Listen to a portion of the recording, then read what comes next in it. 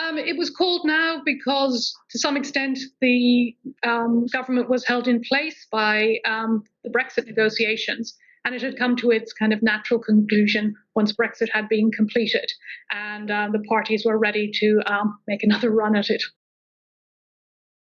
So historically, the two main parties are Fianna Fáil and Fine Gael, both centre-right parties, and certainly to an outside audience, they look very, very similar. But kind of their differences, like in history at the time of independence in the Republic of Ireland, one may be slightly more socially conservative than the other. That's Fianna Fáil, and Fine Gael might be fiscally slightly more conservative than Fianna Fáil, but they're to an outsider, they're quite broad churches and they're indistinguishable.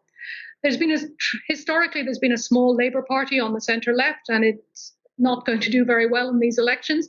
And I think the big thing about this election, which is going to be kind of talked about a great deal, is the rise of Sinn Féin. Historically, a nationalist party, quite far left fiscally, and also an all Ireland party in the way that others aren't. It is kind of a key player in Northern Ireland.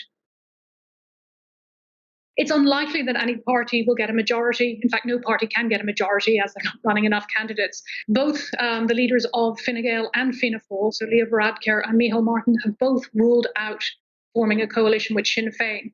So Sinn Féin has surged in the polls, but it's still not very popular with Middle Ireland, and particularly with older voters. Their legacy, their historical legacy related to the conflict in Northern Ireland is problematic for older voters.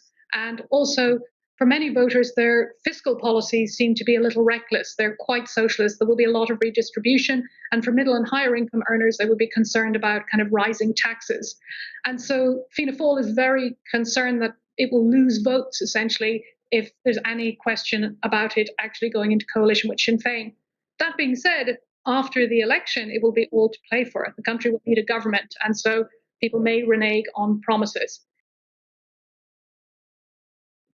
It's very important, but all elections are important. A kind of an interesting aspect of this campaign is that Brexit hasn't been mentioned really at all. Voters are not thinking about it.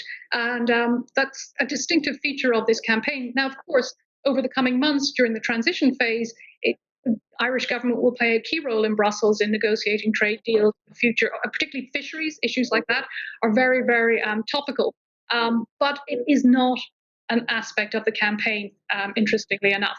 And indeed, Fine Gael, the outgoing government, Leo Varadkar, and the minister who was charged with negotiating Brexit from the Irish perspective, Simon Coveney, are generally seen to have done an excellent job, but there doesn't seem to be a bounce for it amongst voters.